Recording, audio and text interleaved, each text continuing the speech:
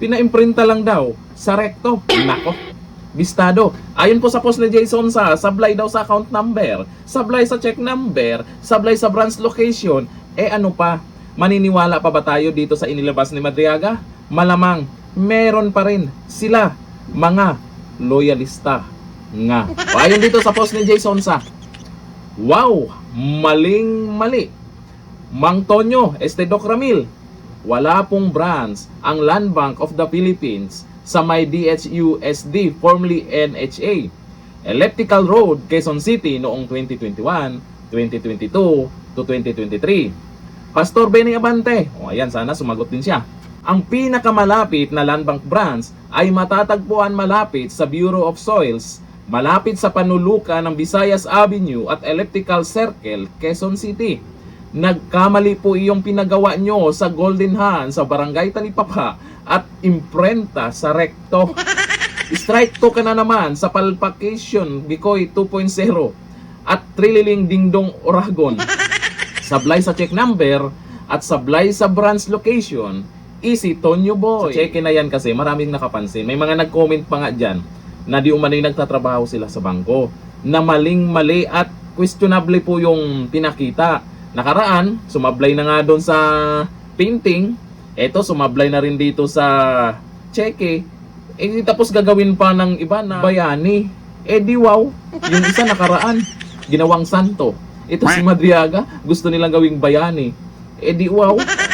Maliban sa mga nakita ng mga mas magagaling sa atin, kasi may mga expert pagdating dyan sa mga ebidensyang inilabas, may mga nakikita silang malaking pagkakamali.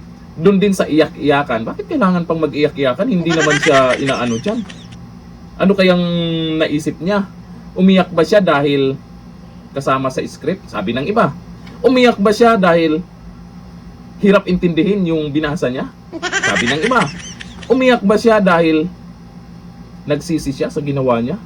Sabi din ng iba. Dahil doon sa paiyak-iyak niya, maraming natawa, lalo ng mga Duterte supporters. Bakit? Hindi naman gano'n ang mga Duterte. Kukuha ng tao na iyakin. Malabo yun.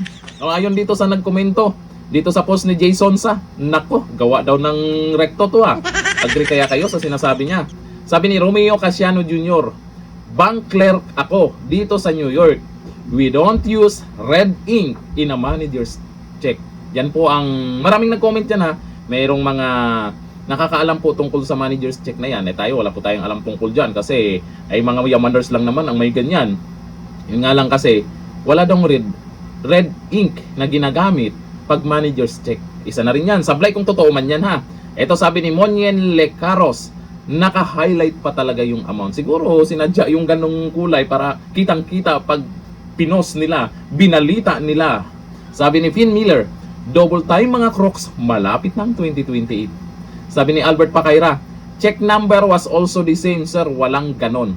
Sablay na naman. Sabi ni Desert Rose, true, walang bangko gumagamit ng red ink sa manager's checks. It is always black ink, never in red or blue ink.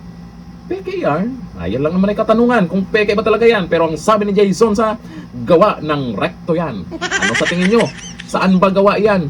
Comment tayo dyan. Hanggang dito lang. Thank you. Bye-bye.